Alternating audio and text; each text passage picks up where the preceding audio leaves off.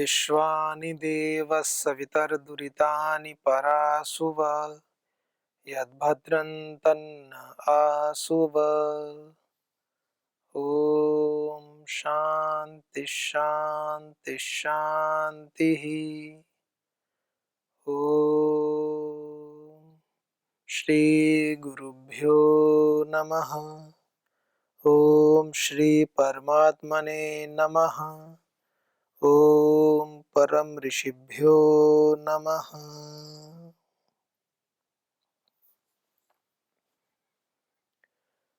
वैदिक संस्कृति के इस अंक में आप सभी का स्वागत है। हमने पिछले अंकों में देखा कि किस प्रकार से इस समस्त सृष्टि की उत्पत्ति हुई, कैसे परमपिता परमात्मा ने एक विधान के अनुरूप समस्त लोकपालों की रचना की और अंततः किस प्रकार से ऋषि वामदेव ने अपने जीवन में अंतिम स्थिति को पाया। प्रज्ञान के रूप में भी हमने देखा कि समस्त सृष्टि प्रज्ञान का ही तो रूप है। आगे के क्रम में चूंकि संस्कृति में समाहित हैं हमारे सभी धर्म ग्रंथ, तो उसी विषय में हम ईशोपनिषद, इस उपनिषद के प्रथम भाग को लेते हैं। उपनिषदों में 200 से भी अधिक उपनिषदों का वर्णन मिलता है। मुख्य रूप से उसमें 11 उपनिषद जो वैदिक पद्धति के आधार पर है वो ऋषियों ने बताए हैं, और उसमें ईशावास्य जो उपनिषद है, ईशोपनिषद, तो ईशोपनिषद के विषय में,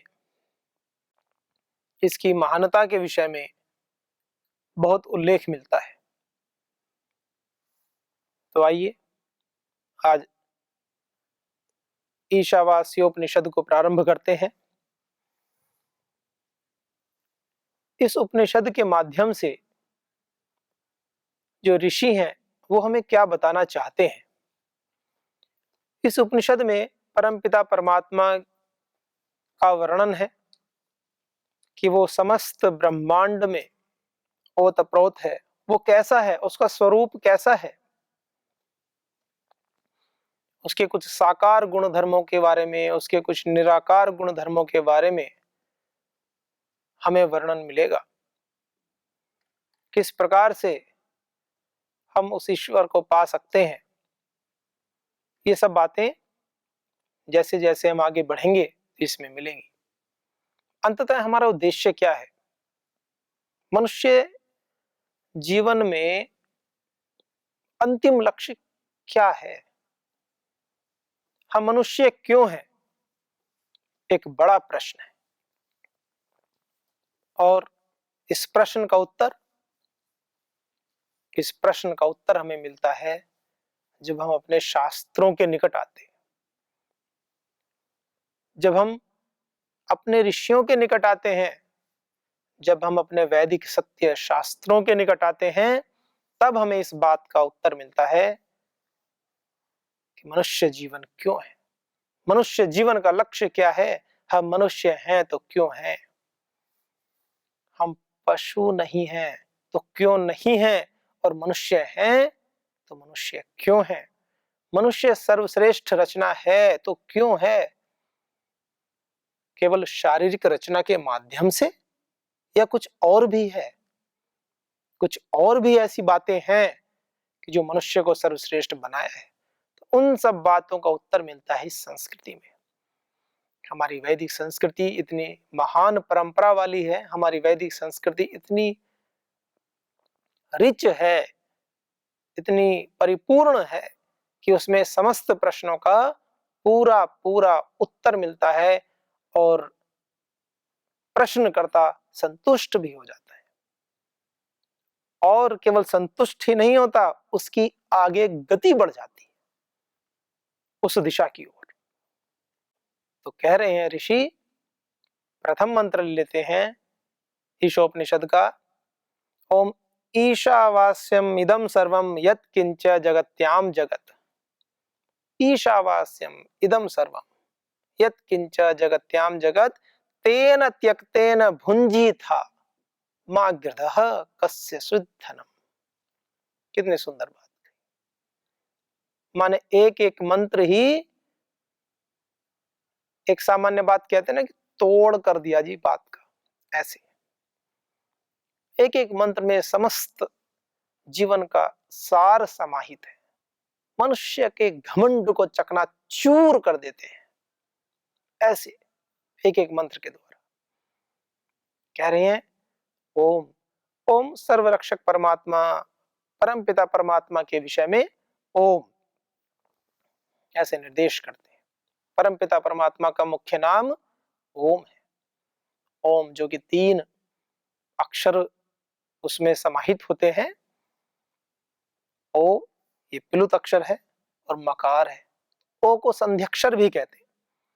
तो जो संध्यक्षर होते हैं, संधि जिनके अंदर संधि हुई होती, तो क्या ये संधि ऐसे लोक में नहीं होती, बस इसको कहा जाता है संध्यक्षर है। इसमें अ और उ इन दोनों का मिश्रण होता है, लेकिन हम इसको ओ को हम विभक्त नहीं कर सकते। इतने संयुक्त होते हैं, इतने गुथे हुए होते हैं, इतने मिले हुए होते हैं कि ओ को हम अ और उ के रूप में लिख नहीं सकते अलग अलग।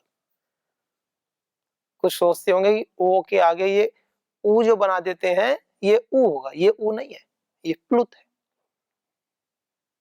प्लुत होता है, जब आप व्याकरण पढ़ेंगे थोड़ी सी तो आपको इस विषय में ज्ञान होगा। ये ह्रस्व अक्षर होते हैं, दीर्घ अक्षर होते हैं और प्लुत अक्षर होते हैं। तो ओ जो प्लुत है, प्लुत जिसका दीर्घ उच्चारण किया जाए उसको प्लुत कहते हैं, जिसका छोटा उच्चारण किया जाए उसको ह्रस्व कहते हैं। काल के भेद से होते हैं। उकालो ह्रस्व दीर्घ प्लुतः एक सूत्र है अष्टाध्यायी में महर्षि पाणिनि जी का, उसके अनुसार वो बताते हैं काल की गणना के आधार पर अक्षरों के विषय में बताया है। चलिए आगे बढ़ते हैं। तो ये प्लुत अक्षर है, संध्यक्षर होता है। इस अकार उकार और मकार, तो 3 अक्षरों का इसमें संयोग होता है, उससे ध्वनि बनती है ओम। और एक ऐसी ध्वनि है परमपिता परमात्मा का निज नाम। क्यों निज नाम है? कितना सरल है, कितना सच्चा है, कितना सीधा, कि कोई व्यक्ति गूंगा हो, कोई व्यक्ति केवल मुंह से आवाज निकालने वाला बस इतना हो कि उसकी जो स्वर ग्रंथि है वो केवल कार्य करे, इतने मात्र से। कोई छोटा बच्चा हो, कोई बड़ा हो, कोई भी, जिह्वा की आवश्यकता नहीं होती इसमें चलाने के लिए। आपको जिह्वा को नहीं चलाना, आप सीधे बोल सकते हैं बस ओ।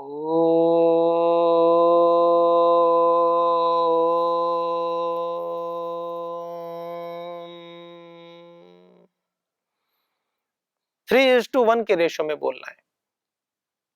3:1 का रेशो मतलब 3:1 के अनुपात में।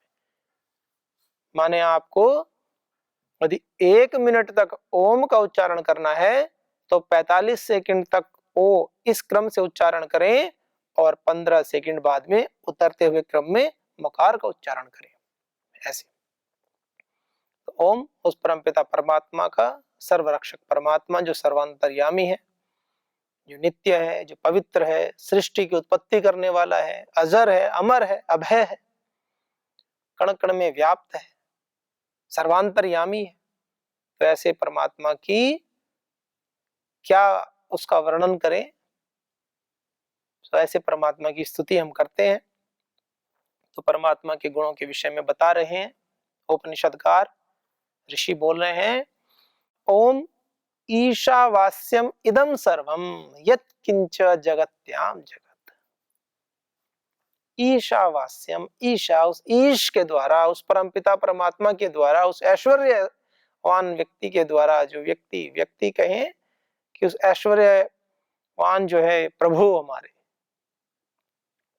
तो उनके द्वारा सब कुछ ईशावास्यम इदम वास्यम, सब कुछ आच्छादित है, सब कुछ बसा हुआ है। उस ईश के द्वारा सब कुछ बसा हुआ है। क्या बसा हुआ है? ईश के द्वारा सब कुछ आच्छादित है। क्या आच्छादित है? क्या है? तो ईशावास्यम इदम सर्वम जगत्याम जगत। इदम सर्वम, यह जितना जो कुछ भी है, इदम सर्वम।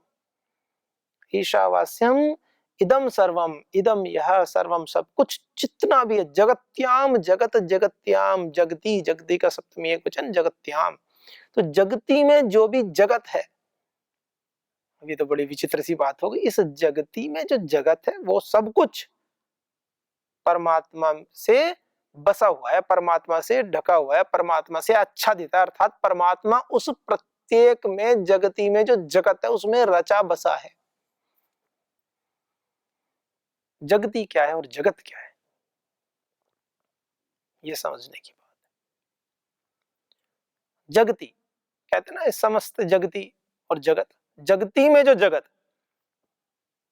जगत जो गतिमान और जगती जो गतिशील है। तो इस गतिशील संसार में, इस गतिशील संसार में जो गति करने वाला है गतिमान, गतियस्य स्थिति गतिमान।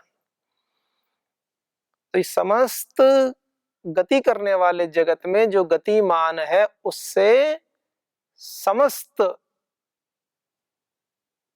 जो भी चर अचर जितने भी हैं, इदम सर्वम, वो सब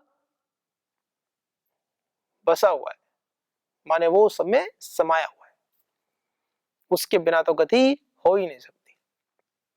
जो भी, जिसको भी आप समझते हैं, जिसको भी आप मान रहे हैं कि इसमें गति हो रही है, तो गति हो रही है इस जगती में, जो गति हो रही है तो उसके अंदर गति करने वाला समस्त जगती में जो जगत है, जो गतिमान है, इस जगती के अंदर गतिमान है।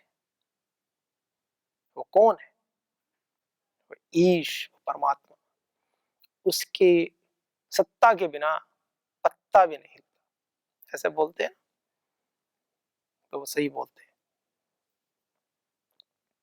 कुछ नहीं हो सकता,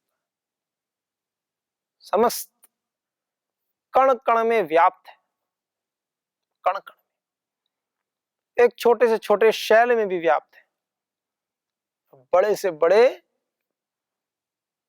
विशालतम, जितना भी आप कितने भी बड़े से बड़े आकार का पर्वत लो, कुछ भी लो, चर अचर जीव जो भी लो,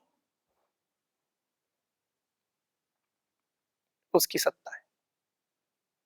उसकी सत्ता का एक भी ऐसा पक्ष नहीं है समस्त जगती में कि जहां आप ऐसा बोल सकें कि उसकी सत्ता नहीं है। इसीलिए तो कहा ईशावास्यम इदम सर्वम जगत्याम जगत। इस गतिशील सृष्टि में जितना भी कुछ है, जो कुछ भी है गतिमान है, उस सब गतिमान वस्तुओं में गति का जो कारण है वो ईश है, वो परमात्मा है स्वयं, ऐसा बताया। अब ये बात देखिए आप, जब समस्त ब्रह्मांड में, समस्त चर अचर जगत में, इदम सर्वम जगत्याम जगत, इस समस्त गति करने वाले इस जगत में जो गतिमान वस्तुएं हैं, उन गतिमान वस्तुओं में जो गति का आदि स्रोत है, उसके अंदर क्या बसा हुआ है? ईशावास्यम, परमात्मा बसा हुआ है। अर्थात उसकी गति से गतिशील है, एक एक छोटे से छोटा शैल भी उसके अंदर ही परमात्मा, एक छोटा इलेक्ट्रॉन, न्यूट्रॉन, प्रोटॉन, उसके अंदर भी उसका वास है और उसके कारण से गति है। तो जो जिसके होने से हो और जिसके ना होने से ना हो, उसी का तो महत्व होता है। एक बार पुनः सुने, जिसके होने से जो हो और जिसके ना होने से ना हो, तो उसी का तो महत्व है ना। कहीं पर डीएम साहब को आना है, कोई सभा हो रही है, डीएम साहब के आने से तो सभा हो और डीएम साहब के ना आने से सभा ना हो, तो डीएम साहब का महत्व है ना वहां पर। तो यही बात है, तो परमात्मा का महत्व है ना, उनके होने से गति होगी, उनके नहीं होने से गति नहीं होगी। तो जो चीजें, छोटी से छोटी चीज भी जब हमारी नहीं है, गति कराने वाला वो, उसको चलायमान रखने वाला परमात्मा, तो मनुष्य को अहंकार किसका? और ये ऐसा मत सोचना मनुष्य के शरीर को छोड़ दिया, पहले बोल दिया ओम ईशावास्यम इदम सर्वम जगत्याम जगत। इदम सर्वम, यह सब कुछ जितना भी इस जगती में है, गतिशील जगत है, ये चलने फिरने वाला जितना भी जगत है, ये समस्त जगत में जो भी गतिमान है, उस के जो मूल में, जो अंदर है, जो विराजमान है, वो है परमात्मा। सूक्ष्म से सूक्ष्म चीज में जो गति कर रही है, उसके अंदर जो विराजमान परमात्मा है, उसके कारण से ही गति हो रही है, उसके कारण से ही जीवन चल रहे हैं, उनके कारण से ही समस्त क्रियाएं हो रही हैं। जो सबका आधार है, जिसके होने से सब कुछ हो रहा है, अंततः तो ये सब उन्हीं का है। इस सब के चलाने वाले ही वो हैं, तो हमारा क्या है? फिर तो हम जी रहे हैं, कर्म कर रहे हैं, कार्य कर रहे हैं, बल है, पुरुषार्थ है, ज्ञान है, अर्जित कर रहे हैं। ये सब किसका है? ये तो उसका है जिसके कारण से ये सब हो रहा है। हमारा क्या है इसमें? ये बात थोड़ी विचित्र सी हो गई ना। सोचोगे नहीं जी, हम कर रहे हैं, पढ़ते हैं तो हम ही तो पढ़ते हैं, व्यायाम करते हैं तो हम ही तो करते हैं, भोजन करते हैं तो हम ही तो करते हैं। तो करते तो हैं, किसके कारण से करते हैं? ऐसी क्या चीज है जिसके होने से आपका अस्तित्व है और जिसके न होने से नहीं है? ऐसा क्या है? जिसकी गति से समस्त चराचर जगत गतिमान है, उसी का ही तो ये सब है। तो घमंड किस बात का? अहंकार किस बात का? एक तरह से देखा जाए तो ये जो अपना भी अस्तित्व है, इसको अगर हम अपना मान लेते हैं, तो यह तो चोरी होगी सीधे सीधे। जो चीज हमारी नहीं है उसको हम अपना मान ले, ज्ञान को अपना मान ले, पुरुषार्थ, बल, पराक्रम को अपना मान ले, ये तो चोरी होगी, हमारी नहीं है। इसलिए परम श्रद्धेय योग ऋषि श्री स्वामी जी महाराज श्रद्धाचार्य श्री जी क्या बोलते हैं? तेरा तुझको अर्पण क्या लागे मेरा। ये छोटी बातें होती हैं। 100% चैरिटी पतंजलि योगपीठ का एक बड़ा उद्देश्य कि समस्त सेवा प्रकल्पों से अभ्युदय और निश्रेयस का ये मार्ग है। पतंजलि योगपीठ में जो भी कार्य हो रहे हैं, जो भी धन का अर्जन है, जो भी है, सभी अर्थ परमार्थ में लगाना, 100% लगाना, ये उद्देश्य। यही तो भाव है, तेरा तुझको अर्पण क्या लागे मेरा, ये बात है। तो इस भाव से इतनी उदात्त भावना रखनी पड़ती है अगर उस ईश्वर को पाने की कामना करनी है। तो ये छोटे छोटे रास्ते से नहीं होती बात, और ऐसे तो बिल्कुल नहीं होती कि एक मंदिर में शिवरात्रि का दिन, तो एक दिन पहले पंडित जी ने कहा गांव वालों से कि भाई एक बड़ा सा मटका रख दिया मंदिर के बाहर और कहा कि सुबह खीर बनाएंगे, और गांव वाले बड़े श्रद्धालु, कहा कि इसमें सब एक एक गिलास दूध डाल देना और सुबह खीर बना लेंगे। अब व्यक्तियों ने सोचा कि पूरा गांव तो दूध देगा ही, रात की बात है, शाम हो गई है, अपना जो है पानी डाल देते हैं, गिलास क्या रखा है। कौन से पंडित जी को पता चल रहा है? अच्छा, इतने एक एक मटका दूध होगा, बहुत बड़ा मटका था, पूरे गांव का दूध आना था उसमें, एक गिलास से क्या हुआ? अब ये विचार कई व्यक्तियों के मन में आ गए, और सुबह को पंडित जी ने जब चावल पका लिए और दूध डालने के लिए जो मटके को उल्टा किया, तो मटके में पानी ही पानी। सब यही सोचने लगे कि बस अभी तो दूध डालेंगे, हमारे एक गिलास पानी से क्या होगा। तो इस चक्कर में किसी ने दूध ही नहीं डाला। ऐसा कार्यक्रम नहीं चलता परमात्मा के यहाँ। वहां तो अपना सर्वस्व समर्पण करना पड़ता है। अगली पंक्ति में क्या कहा गया है, उसी पंक्ति की भूमिका बना रहा हूं। ओम ईशावास्यमिदं सर्वं यत् किंच जगत्याम जगत तेन त्यक्तेन भुंजीथा मागृदः कस्य स्विद्धनम। क्या बात, तेन त्यक्तेन भुंजीथा। तो जब हमारे मन में भाव आ गया कि ये हमारा नहीं है, ये तो किसी और का है, उस परमपिता परमात्मा की अनुकंपा है, कृपा है हमारे ऊपर, उनका है। तो हम तो जैसे किसी से कोई उधार की चीज लेते हैं, तो हम तो उधार का जीवन जी रहे हैं। उधार ले लिया परमात्मा से, भगवान जी ने कहा ले लो बेटा, और हमने अच्छे कर्म किए, उनको इम्प्रेस किया, हमने ईश्वर को इम्प्रेस किया है। मनुष्य जीवन ऐसे ही मिल गया। आपको क्या लगता है? हम सबको मनुष्य जीवन ऐसे ही मिल गया? हमने बड़े कर्म किए हैं, बड़े अच्छे अच्छे। जितने भी इस धरती पर मनुष्य जाति में है ना, सबने बहुत प्रार्थनाएं की हैं और बड़े अच्छे अच्छे कर्म किए हैं। तो एक बार सभी का बहुत अभिनंदन भी है, जो मनुष्य है, मनुष्य मात्र का अभिनंदन।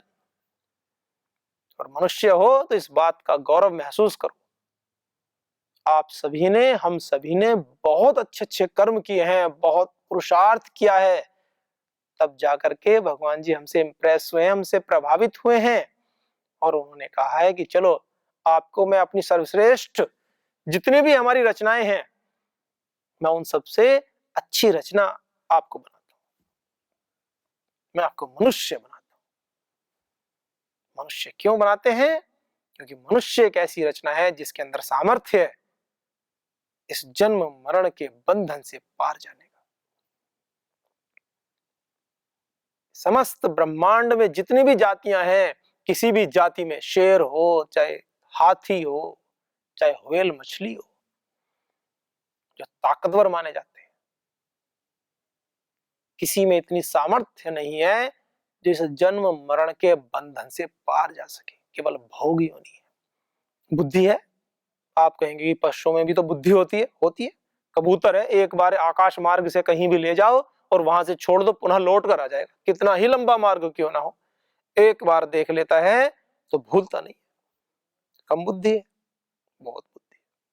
श्वान है, स्निफर डॉग्स होते हैं, कितना कार्य करते हैं, सेना में भी लेने लगे उनको।